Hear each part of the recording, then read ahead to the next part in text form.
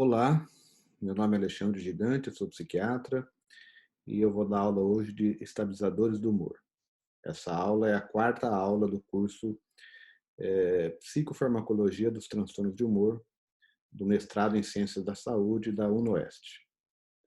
Eu vou compartilhar os slides com vocês para a gente acompanhar a aula através dos slides. Então, primeira questão, como que a gente define um estabilizador do humor? Então, o estabilizador do humor é uma medicação que teria capacidade de funcionar para tratar tanto a mania, que é o estado mais eufórico, hiperativado, a consideração do pensamento, a agitação psicomotora, né, que é a mania, mas também tratar a depressão, quando o paciente está num quadro de angústia, tristeza, anedonia, falta de energia, né, como a gente já falou na última aula. E, além disso, também prevenir episódios de humor. Então, como a gente está vendo aqui nesse gráfico, esse paciente ele tentou alguns estabilizadores do humor, mas quando ele começou com o ácido valproico, com o valproato, ele teve uma ótima melhora e não teve praticamente mais nenhum episódio de humor. Se comparado aqui com a época que ele tomou carbamazepina, ou a época que ele tomou o lítio, seria a grande diferença. Então, o valproato aqui fez um efeito muito grande, preveniu episódios de humor a partir do momento que ele começou a tomar esse remédio. Então, a ideia do estabilizador do humor é esse. Se fosse o estabilizador do humor perfeito, seria esse. Ele trataria tanto a depressão aguda, quanto a mania aguda, quanto preveniria episódios de depressão e mania. O problema é que esse estabilizador do humor perfeito não existe. Então, nós temos alguns medicamentos que estão nessa categoria, mas eles são ou melhores para tratar depressão, ou para tratar euforia, ou para prevenção de mania e não de depressão. Então, a gente vai ver melhor como é em cada droga, para que eles funcionam. Então, basicamente, a gente tem alguns medicamentos algumas classes de medicamentos que estão incluídas nessa classificação de estabilizador de humor. A gente tem o lítio, a gente tem os anticonvulsivantes, que eu vou falar quais são, e os antipsicóticos atípicos. Nessa aula, nós não vamos falar dos antipsicóticos atípicos, né? Os antipsicóticos atípicos eu vou deixar uma aula à parte. Então, vamos falar hoje do lítio e dos estabilizadores do humor, os anticonvulsivantes. Tá? Então, o lítio, que é a droga, o nome químico é carbonato de lítio. Então, uma apresentação do lítio, ela pode ocorrer em comprimidos de 300 miligramas, que seriam os comprimidos de liberação rápida, ou de 450 miligramas, que é a forma de liberação prolongada, e se busca estabelecer uma faixa terapêutica, que é um nível sérico do lítio, para você medicar esse paciente e mantê-lo nessa faixa terapêutica, que é diferente na manutenção e na fase aguda. Tipo, a gente vai ver isso com calma. Então, o lítio, ele foi descoberto pelo John Cade, um médico australiano, em 1949, e logo de cara viu-se que ele funcionava bem para prevenção e para tratamento de transtornos de humor. Porém, ele foi letal para alguns pacientes logo no início, né? E foi proibido não apenas uma vez, mas algumas vezes de ser comercializado. Então, ele era proibido, depois voltava a usar, depois proibiam de novo, até que em algum momento descobriram que você podia fazer acompanhamento desse medicamento através dos níveis séricos. Então, quando se acompanha o lítio que está sendo utilizado pelo nível sérico, você tem uma segurança muito maior e consegue evitar os níveis tóxicos, né? Então, Mogens Scholl, em 1978, um médico que realizou os primeiros ensaios clínicos, né? As evidências se acumularam e hoje percebe-se que é um medicamento que funciona bem para a prevenção de mania, de depressão e para o tratamento da mania aguda. Para o tratamento da depressão aguda, ele também tem uma eficácia, mas é um pouco menor. Então, você começa com a dose de 300 miligramas 2 vezes ao dia. Em alguns pacientes pode começar até 3 vezes ao dia, que seriam 900 miligramas por dia. Nos pacientes mais jovens, rígidos, você pode pensar nessa dose. E aí, depois de 5 dias tomando aquela dose de 600 miligramas, você pede para o paciente colher a litemia, que é a dosagem sérica, e você vê em que nível que ele está. Se tiver ainda abaixo, você vai aumentar mais 300 miligramas, depois 5 dias, no sexto dia, depois de estar tomando essa dose, você mede novamente, e aí você vai acertar a dose dessa forma, colhendo a dosagem sérica a cada aumento que você faz de 300 miligramas, né? E você vai, lógico, nesse período avaliar se o paciente está tolerando esse medicamento. Às vezes o paciente não tolera, muitos pacientes não toleram o lítio, e você vai ter que dar dose menor ou vai ter que trocar o medicamento, né? Então, o nível sérico, você quer atingir lá é de 0,6 a 1,2, né? Na manutenção e na potencialização, um nível sérico um pouco menor. Então, a mania aguda, ele é eficaz, o lítio, mesmo quando utilizado sozinho, só que é um medicamento que demora um pouco para fazer efeito. Então, é comum que você associe um antipsicótico atípico ou um benzodiazepínico no início, porque ele demora lá de 7 a 14 dias para começar a fazer efeito. E ele não é eficaz em todos os pacientes, né? Os pacientes psicóticos, os pacientes esquizoafetivos, que é uma doença um pouquinho diferente do transtorno bipolar, mais próximo da esquizofrenia, ele também não funciona tão bem, né? E ele é melhor para pacientes mais clássicos, que a gente chama, ou seja, aqueles que têm episódios mais definidos, não tem tantos sintomas intercríticos, e eles são mais puramente maníacos, não são mistos, né? Não tem tanta ciclagem rápida. Então, para esses pacientes mais clássicos, que costumam não ter sintomas entre as crises e que têm episódios de mania pura, eles são melhores, né?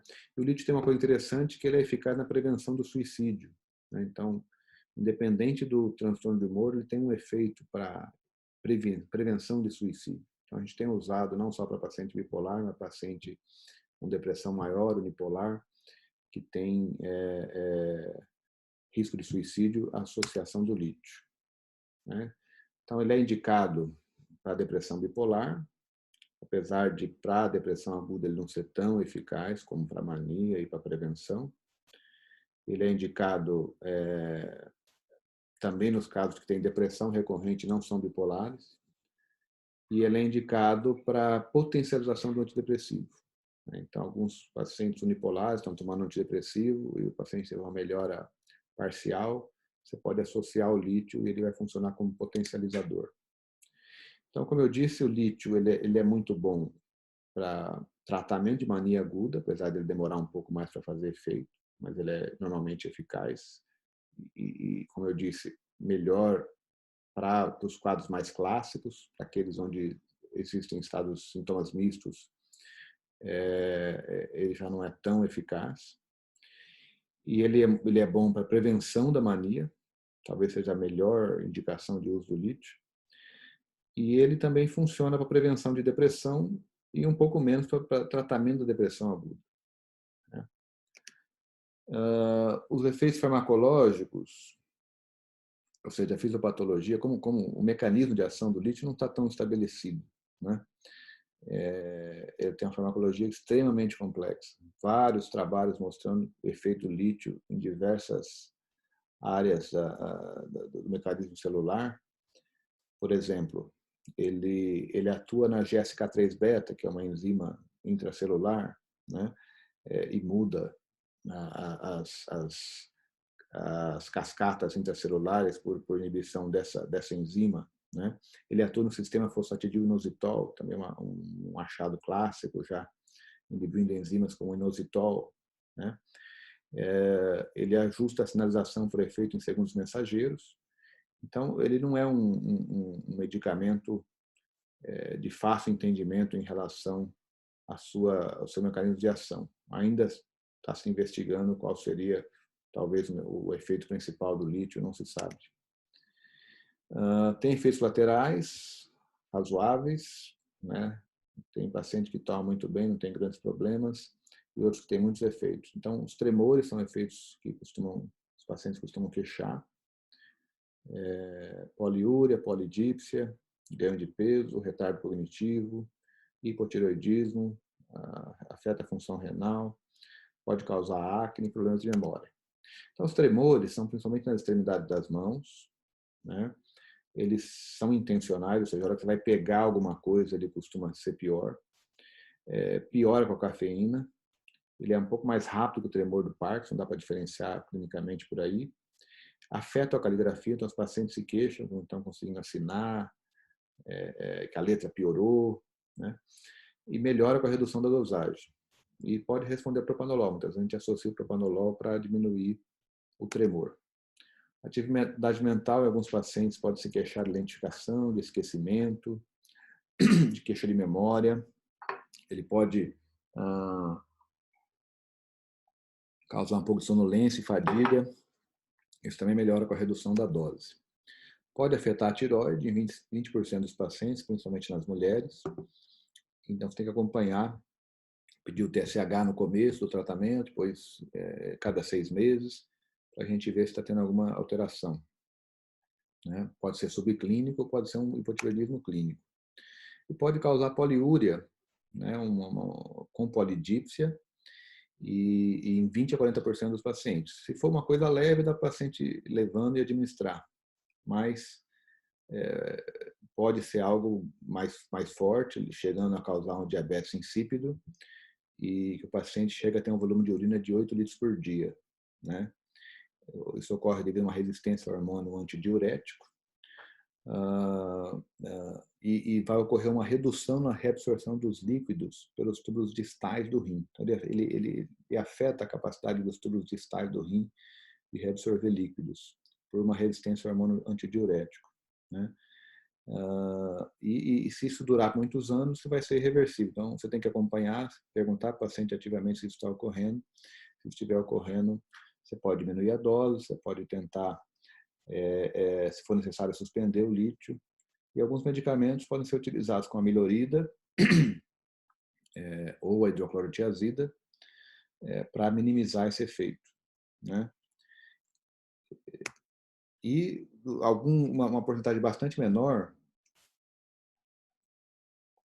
5% dos casos, pode desenvolver um quadro renal um pouco mais grave, que seria uma nefrite intersticial. Né? Se tiver toxicidade pelo lítio ao longo da vida, isso pode aumentar o risco. Né? Chegar a causar insuficiência renal já é alguma coisa bastante rara, mas você tem que acompanhar com dosagens repetitivas de cada 6 meses de ureia e creatinina para avaliar a função renal. Né? Se tiver creatinina acima de 1,6 já é bastante preocupante e muitas vezes você tem que suspender o lítio por causa disso. É raro acontecer, na minha prática clínica eu vejo muito pouco, né? E quando você acompanha e percebe que tem algum aumento da creatinina, você diminui a dose do lítio ou troca e isso se reverte facilmente, rapidamente. O que não pode é deixar o paciente sem observação da função renal e usando o lítio por muitos anos, isso pode agravar o quadro renal dele e causar um problema sério. O sistema cardiovascular tem alguns efeitos benignos, como achatamento ou inversão da onda T, isso não tem grandes problemas, mas no idoso pode causar bradicardia. Então, o paciente às vezes já tem uma frequência cardíaca mais baixa e o lítio piora. Né? Em alguns pacientes, raramente pode ter problema na condição do nódulo sinusal. Dermatologicamente também é um problema, o paciente pode apresentar racho cutâneo, piora da acne, né? Agravamento da psoríase. Então, muitos pacientes têm problemas com a parte dermatológica. Né? Alopécia pode ocorrer, né? Você pode fazer o tratamento com ácido retinóico, tetraciclínico ou sulfato de zinco. Também a questão da overdose é um problema que pode ocorrer com o lítio. Então, como já disse lá no começo, o nível tóxico do lítio é bastante próximo do nível terapêutico. Então, acima de 1,5 miliequivalente por litro, o paciente pode apresentar sintomas de intoxicação, né? E pode ser letal a níveis acima de 3,0 miliequivalente por litro. Então, se o paciente apresentar uma overdose por uso excessivo de medicamentos, você tem que fazer uma lavagem gástrica, manter o equilíbrio eletrolítico, usar um manitol para excretar bastante o lítio E, em caso de níveis séricos muito elevados, você pode pensar numa hemodiálise. A descontinuação pode ser um problema, se ela for súbita, está associada ao aumento do risco de recaída e do risco de suicídio. Então, o lítio tem essa característica. Você tem que reduzir bem devagar se resolver tirar. Se reduzir subitamente, pode haver uma piora do quadro após a retirada. Ele interage com alguns medicamentos, os principais são os antihipertensivos, né? Então, os inibidores da conversão da angiotensina, como o captopril, ou da família da losartana, são medicamentos que aumentam o nível sérico do lítio, você tem que ficar atento a isso. Hidroclorotiazida também, furosemida, né? E os anti-inflamatórios não hormonais também aumentam os níveis séricos de lítio. Então, são esses, principalmente esses medicamentos que nos preocupam quando o paciente está usando lítio. Então, você tem que orientar claramente o paciente que ele não pode usar ou deve usar com muito cuidado os anti-inflamatórios não hormonais, de preferência não usar. Os antihipertensivos, isso tem que ser acompanhado com o clínico para evitar doses maiores, ou de preferência escolher uma família de antihipertensivos que não interaja com o lítio, né? Então, orientações ao paciente: ingerir sempre bastante líquido, porque a desidratação pode levar o paciente a ter um nível tóxico do lítio. Evitar as substâncias diuréticas, né, como café, chá, erva mate, bebidas alcoólicas, que você pode também, pela diurese aumentada, aumentar o nível tóxico do lítio, aumentar o nível sérico e causar intoxicação. Evitar dieta hipossódica, anti-inflamatórios não hormonais, antihipertensivos, como eu falei, e avisar o paciente que se ele tiver intoxicação, ele vai apresentar sonolência, diarreia, tremores grosseiros, vômitos, tonturas e disartria. Então, são os efeitos colaterais que ele tem que estar atento, ele tem que comunicar ao médico se isso acontecer. Higiene bucal frequente, né? Então, o lítio aumenta o risco de cárie. Então, é um medicamento que, para usar, tem que ter uma expertise bom, tem que ter experiência de usar o lítio, porque é um medicamento que tem efeitos colaterais e que tenha lá a proximidade com o nível tóxico. Então, é um medicamento normalmente que o especialista que vai usar. Quanto tempo usar? Na maioria dos casos, para o resto da vida, né? Câncer bipolar é uma doença crônica, não tem cura. E alguns estudos que dizem que se você tira o lítio e depois você tenta reintroduzir, praticamente a eficácia não é a mesma. Na gravidez não é indicado, né? Pode causar anomalia de Ebstein, que é uma anormalidade cardíaca grave, que é rara, né? Vai ocorrer em 4,5 a 7,6 a cada 10 mil nascimentos.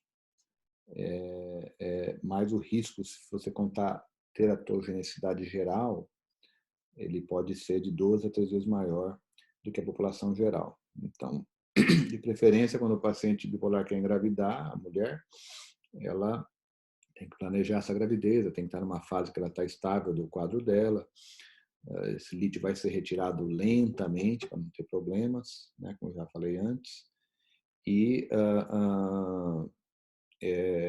principalmente nos 3 primeiros meses, que ele tem esse efeito teratogênico, você vai evitar o uso do lítio, né? Bom, então esse foi o lítio, um medicamento que a gente usa bastante, que tem seus efeitos colaterais, mas tem uma eficácia importante. Talvez o estabilizador do humor mais completo, que funciona aí praticamente em todas tanto na manutenção, para a prevenção de mania e depressão, quanto no tratamento agudo da mania e da depressão. Agora, os anticonvulsivantes, a gente tem aqui 4 anticonvulsivantes que a gente vai falar hoje. São o ácido valproico, a lamotrigina, a carbamazepina e a oxcarbazepina. Tá? Então, aqui as doses que a gente costuma utilizar, as apresentações, né? O ácido valproico você pode colher nível sério também para facilitar a dosagem, encontrar a dose correta, e a carbamazepina também, né?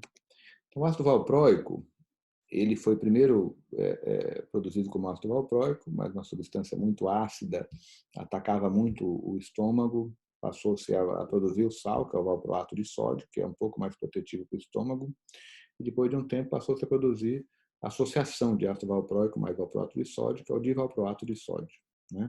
No final das contas, todos vão converter para o ácido valproico no plasma. O mecanismo de ação é através da ação nos neurônios GABA. Ele aumenta a ação GABA, que é uma ação inibitória. Então, no cérebro, a gente tem os neurotransmissor excitatório principal, que é o glutamato, e o neurotransmissor inibitório principal, que é o GABA, né? Então, ele imita a ação de um neurotransmissor GABA e atua nesses receptores GABA pós-sinápticos. Ele é indicado na mania aguda, né, como o lítio, só que ele é um pouco mais eficaz que o lítio nos estados mistos e na ciclagem rápida. É um ponto importante, né? Ele é menos efetivo na prevenção de episódios depressivos. Ele funciona melhor para manutenção e prevenção dos episódios maníacos. Ele é melhor também na ausência de psicose e na depressão bipolar a eficácia dele é menor do que o lítio ainda. Do lítio já não é tão boa, do ácido valproico é menor ainda. Ele associa com proteínas em torno de 80% a 90%, metabolização hepática, né? Meia-vida de 9 a 19 horas, é um inibidor modesto das enzimas hepáticas, então não causa grande problema. Normalmente a gente usa 2 vezes ao dia, quando é formulação ER, que é a formulação de liberação prolongada, a gente usa 1 vez ao dia. Então, como é que você inicia? Normalmente você inicia com 10 mg por quilo ao dia. Uma pessoa de 70 quilos vai ser 700 miligramas, né? Você chega a 700 miligramas na primeira semana e depois você pode chegar até 60 miligramas por quilo dia, uma dose máxima de 4.200 miligramas por dia, até alcançar o nível terapêutico, né? Interação medicamentosa, ele é 25% dependendo do citocromo P450. Então, ele pode aumentar os níveis de lamotrigina. Então, essa é uma interação que a gente se preocupa um pouco, lamotrigina com valproato, que o valproato aumenta, pode até dobrar a dose da lamotrigina, né? Também interage com a carbamazepina e com a varfarina, aumentando os níveis séricos. E alguns medicamentos que podem aumentar o nível do valproato são a cimetidina, os inibidores seletivos da recaptação de serotonina, a eritromicina, os anti-inflamatórios hormonais, claritromicina. A dose de ataque também pode ocorrer, você pode muitas vezes começar com uma dose maior. Um paciente muito grave, que precisa de um efeito mais rápido, você pode dar uma dose de ataque. E essa seria uma dose de 20 mg por quilo dia, né? Então, uma pessoa de 70 quilos seria 1.400 mg de uma vez. Você pode melhorar o efeito da mania aguda aí, rapidamente, né? Então, você mede no sangue e esse nível sério tem que estar em torno de 45 até 125 microgramas por ml para ter algum efeito. Efeitos colaterais é um medicamento que tem risco de hepatotoxicidade, menos de 1%, mas pode ocorrer, né? Então, é bom colher enzimas hepáticas e orientar o paciente se tiver algum desses sintomas, como a icterícia, a náusea, a anorexia, a letargia, procurar o médico, né? Pancreatite também pode ocorrer, bastante raro, né? Mas às vezes é bom você pedir uma amilase. O problema principal é o ganho de peso, né? Que é significativo, 50% dos pacientes. Então, normalmente você vai orientar o paciente a fazer dieta, exercício físico, né? Pode associar o topiramato, que tem um efeito para diminuir o ganho de peso. Trombocitopenia, também você vai ficar atento, melhora rapidamente com a retirada do medicamento, né? Sempre paciente com trombocitopenia você tem que pesquisar outras causas, mas o ácido valproico está lá entre elas, muitas vezes você tem que suspender o remédio. A sedação não é tão importante, mas pode ocorrer, então você concentra a dose à noite. E os efeitos gastrointestinais, né? Náusea, cólica, que são doses dependentes, muitas vezes tem que associar um bloqueador H2. E tremores muito leves, sem problema. Ataxia não é tão frequente, mas em idoso. Alopécia pode ocorrer. e em mulheres, ovários policísticos, né, em 8 a 10% das mulheres. Na gravidez, é um problema muito sério, né? Então, muitos psiquiatras até evitam dar o ácido valproico em mulheres jovens que estão em período de reprodutivo, né? Porque se a mulher engravidar, ela vai ter 9 a 11% de risco de malformação. E a principal malformação é um defeito no tubo neural, espinha bífida, anencefalia. Então, é um problema. Então, o paciente tem que ser muito bem avisado se você resolver usar numa mulher o ácido valproico, né? Se ela parar e quiser engravidar, ela tem que usar ácido fólico por vários meses antes da gestação e depois durante a gestação. Então, se você for usar, tem que ser com método anticoncepcional e a confiança de que o paciente não vai engravidar. A lamotrigina é um medicamento bastante interessante, ele é um antipilético. Os pacientes começaram a apresentar melhora do humor, os pacientes epiléticos, e foi testado como antidepressivo e foi aprovado, né, para prevenção de episódio de humor em 2003. E ele tem efeito para depressão aguda também, mas não funciona para mania. Então, diferentemente do lítio, do ácido valproico, ele não funciona para mania. Ele inibe a liberação do glutamato. O glutamato, que é excitatório, ele inibe essa liberação. E bloqueia a recaptação de monoaminas, né? Ele é bem tolerado, não tem efeito sobre ganho de peso ou efeitos cognitivos. Você tem que estar atento ao risco de rash cutâneo, que pode ocorrer em 10% dos pacientes, né? Um rash grave, inclusive Steven Johnson, vai ocorrer 1 em cada 1000 pacientes. Então, você tem que avisar o paciente, vai medicar, vou te dar esse remédio, ele pode ter um risco raro, mas existe de desenvolver um quadro de rash cutâneo. Se você começar a apresentar isso, você tem que me avisar, né? Que o Steven Johnson é um quadro grave que pode até ser fatal. Aí, o paciente também que tem mais alérgico costuma ter mais frequentemente esse tipo de reação a medicamentos. Você vai orientá-lo a evitar novos alimentos, desodorantes, cosméticos, tudo que pode sensibilizar o paciente, né? E os pacientes que tiverem um rash acompanhado de febre, desconforto na boca, ele vai descontinuar a medicação. Se o rash for importante, atingir uma parte importante do corpo e tiver febre, você vai descontinuar. Então tem que avaliar.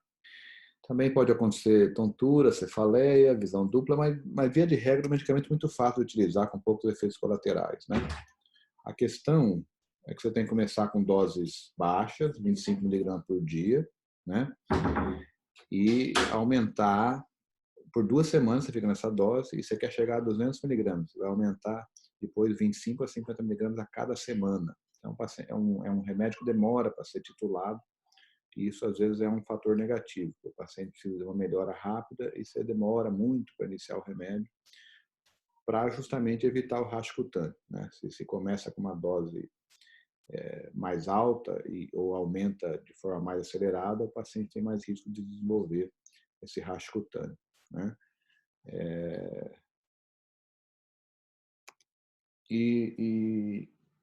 Como já falei, ela pode duplicar o nível sérico ácido valproico, uma associação meio complicada, né?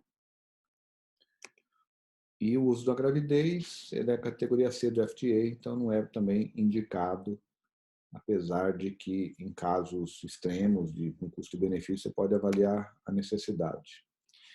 E além do ácido valproico, do lítio e da lamotrigina, vou falar da carbamazepina, né? Que é um medicamento que se usou muito tempo por uma época, agora se usa muito menos, porque também tem efeitos colaterais importantes, né? Então, ele tem efeito na mania aguda, ele é um antipilético, como todo mundo sabe, e pode ser usado na terapia de manutenção.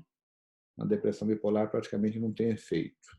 Ele funciona também na agressividade, na impulsividade, instabilidade afetiva, no paciente com transtorno de personalidade, por exemplo, pode ser uma opção. Então, ele pode causar granulocitose, né? Então, 1 para 125 mil, quer dizer, é bastante raro, mas é uma coisa grave, né? Um efeito bastante grave. Diplopia, sedação, tontura, fadiga, náuseas, ataxia, em coordenação, e também pode causar o racho cutâneo, um pouco mais raro do que a lamotrigina. Você começa com 200 miligramas à noite, após 3 a 5 dias passa para 200 duas vezes ao dia, e pode chegar de 800 a 1.200 miligramas por dia, né? Ele tem efeito normalmente mais rápido que o lítio valproato, só que a carbamazepina induz a própria metabolização. Então, você estabilizou uma dose, depois de um tempo, essa dose já não faz tanto efeito, porque o remédio se auto-induziu a sua própria metabolização. Né? Então, você pode monitorar o nível sério, pode aumentar a dose novamente, se isso acontecer. E eles aumentam o nível sério de vários medicamentos. Então, esse também é um porém que se procura, normalmente, se evitar a carbamazepina, né? Ela aumenta o nível sérico de vários desses medicamentos, como ciprofloxacina, cimetidina, ditiazem, os inibidores seletivos, eritromicina, fluconazol, etc. Né? E diminui o nível sérico de outros medicamentos, como os antipsicóticos atípicos, o haloperidol, sertralina, os tricíclicos, etc. Então, a questão da interação medicamentosa é um problema. E depois de um tempo da carbamazepina, passou-se a desenvolver a oxcarbazepina, que é uma derivada da carbamazepina, melhor tolerada. Tem poucos estudos notáveis, mas na clínica a gente usa bastante e a gente vê que é eficaz. Né? As interações medicamentosas são muito menos significativas. E não tende a induzir anemia plástica. Então, essa é a vantagem da oxcarb em relação à carbamazepina. Você pode iniciar com 300 miligramas ao dia, depois passar para 2 vezes ao dia, em 4 dias chegar a 1.200. Pode causar diplopia, tontura e hiponatremia. Tem que ficar atento a isso. Né? Então, basicamente, esses são os medicamentos que eu queria passar para vocês. Né? Esse geral sobre estabilizadores do humor. Basicamente, o mais utilizado é o lítio, né? Que funciona para todas as áreas, tanto de prevenção como tratamento das fases agudas.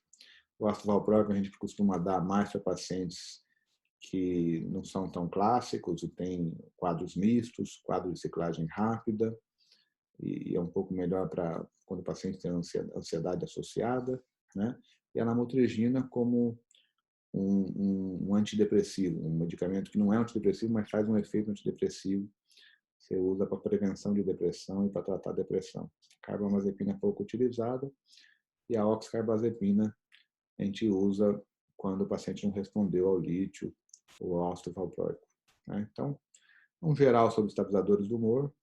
Depois a gente vai estudar, na próxima aula, os antipsicóticos típicos e atípicos. Tá? Muito obrigado. Até mais.